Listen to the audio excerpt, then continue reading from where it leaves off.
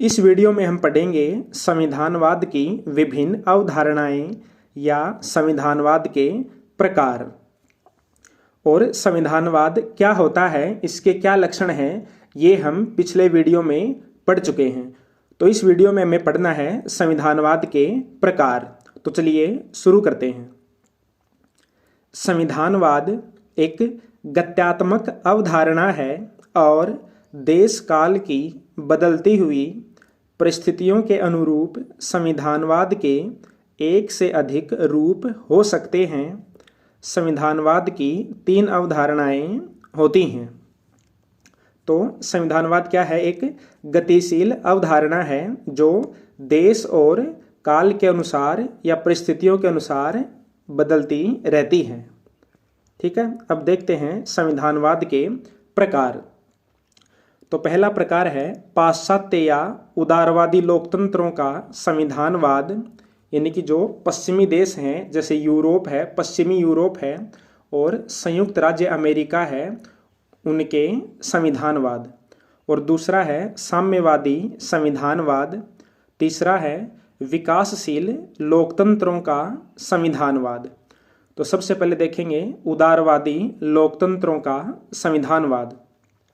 यदि आपको उदारवाद साम्यवाद के बारे में पता है तो ये जो उदारवादी और साम्यवादी संविधानवाद हैं, इनको समझने में आपको ज़्यादा परेशानी नहीं होगी। तो चलिए पहला प्रकार का संविधानवाद पढ़ते हैं। पहला है संविधानवाद की पश्चिमी अवधारणा।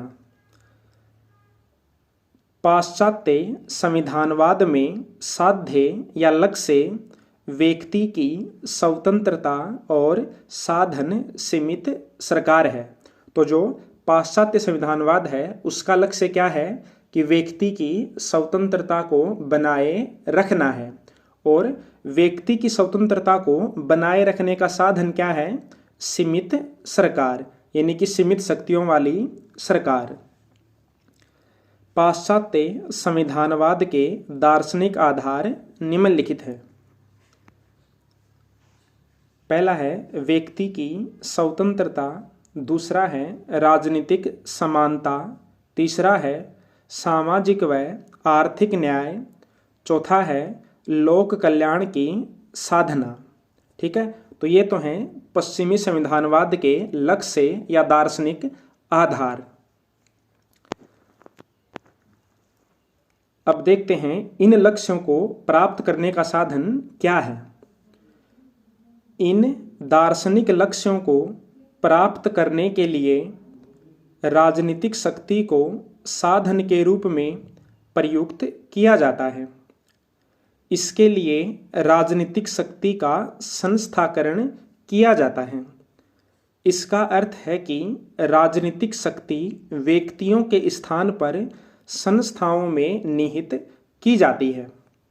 तो राजनीतिक शक्ति के संस्थाकरण का मतलब क्या है कि जो राजनीतिक शक्ति है वह किसी व्यक्ति विशेष में निहित नहीं होगी, बल्कि संस्थाओं में निहित होगी। राजनीतिक शक्ति को नियंत्रित रखने के लिए पाश्चात्य समाजों में अनेक संस्थागत व्यवस्थाएं की जाती हैं। तो संविधानवाद क्या होता है कि राजनीतिक शक्ति को नियंत्रित रखना या सीमित शक्तियों वाली सरकार। तो राजनीतिक शक्ति को नियंत्रित रखने के लिए कौन कौन सी संस्थागत व्यवस्थाएं की जाती हैं? तो उनमें पहला है विधि का शासन, दूसरा है मूल अधिकारों का प्रावधान, तीसरा है शक्ति पृथक्करण, चौथा है स्वतंत्र एवं निष्पक्ष न्यायपालिका, पांचवा है नियमित चुनाव, छठा है राजनीतिक दलों की स्थापना का वातावरण, और सातवां है सामाजिक बहुलवाद। तो ये सभी व्यवस्थाएं इसलिए की जाती हैं ताकि संविधानवाद के लक्ष्य को प्राप्त किया जा सके, सीमित सरकार की स्थापना की जा सके। अब है दूसरे प्रकार का संविधानवाद, और वो है साम्यवादी संविधानवाद। अब इसमें देखते हैं साम्यवादी मानते हैं कि राजनीतिक शक्ति आर्थिक शक्तियों के अधीन होती है। सरकार पूंजीपतियों के हाथ की कठपुतली है। ठीक है, तो जैसे कि जब हम साम्यवादी विचारधारा पढ़ते हैं तो उसके अंतर्गत यह माना जाता है कि जो राजनीतिक शक्ति है वह आर्थिक शक्ति के अधीन होती है। जो सरकार है वह पूंजीपतियों के नियंत्रण में होती है। जिनके हाथ में आर्थिक शक्ति होगी उनके हाथ में राजनीतिक शक्ति भी आ जाएगी। राजनीतिक शक्ति पर नियंत्रण के लिए आर्थिक शक्ति पर नियंत्रण आवश्यक है। आर्थिक शक्ति को सार्वजनिक सत्ता के अधीन बनाने के लिए साम्यवादी समाजों में निम्न संस्थागत व्यवस्था की जाती है। अब इसमें 3 पॉइंट हैं और 3 पॉइंट वही हैं जो साम्यवादी विचारधारा के अंतर्गत पाए जाते हैं।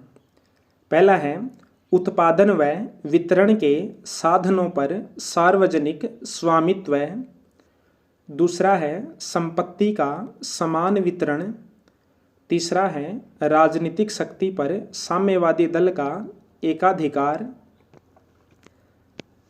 ठीक है, तो ये तो हो गए 2 प्रकार। पहला कौन सा था? उदारवादी, और दूसरा था साम्यवादी। अब देखते हैं विकासशील देशों का संविधानवाद या फिर विकासशील लोकतंत्रों का संविधानवाद। देखो, मोटे तौर पर 3 प्रकार के देश होते हैं। एक तो उदारवादी देश, दूसरे साम्यवादी देश और तीसरे होते हैं विकासशील देश। तो अब इसमें देखते हैं विकासशील देशों में संविधानवाद अभी तक अस्थायित्व के दौर से गुजर रहा है। इन देशों की अनेक राजनीतिक समस्याएं हैं, जैसे राजनीतिक स्थायित्व की समस्या, आर्थिक विकास की समस्या और राजनीतिक सत्ता की वैधता की समस्या आदि। तो विकासशील देशों में संविधानवाद के रास्ते में ये समस्याएं हैं, लेकिन फिर भी विकासशील लोकतंत्रों में संविधानवाद के कुछ लक्षण स्पष्ट दिखाई देने लगे हैं। तो विकासशील देशों में संविधानवाद के कौन कौन से लक्षण हैं? पहला है संविधानवाद निर्माण की अवस्था में है। दूसरा है संविधानवाद मिश्रित प्रकृति रखता है। तीसरा है संविधानवाद प्रवाह के दौर में है। और चौथा है संविधानवाद दिशा रहित चरण में है, यानी कि कोई विशेष रास्ता नहीं है कि संविधानवाद किस प्रकार प्राप्त किया जाए, बस मामला चल रहा है। ये तो हुए तीनों प्रकार के संविधानवाद। अब आगे देखते हैं संविधानवाद इन विविध अवधारणाओं में से, यहाँ पर ऐसा लिखा होना चाहिए था कि संविधानवाद की इन विविध अवधारणाओं में से संविधानवाद की मूल अवधारणा पाश्चात्य संविधानवाद ही है। ठीक है, तो ये हो गए संविधानवाद से संबंधित विभिन्न अवधारणाएं या फिर संविधानवाद के प्रकार।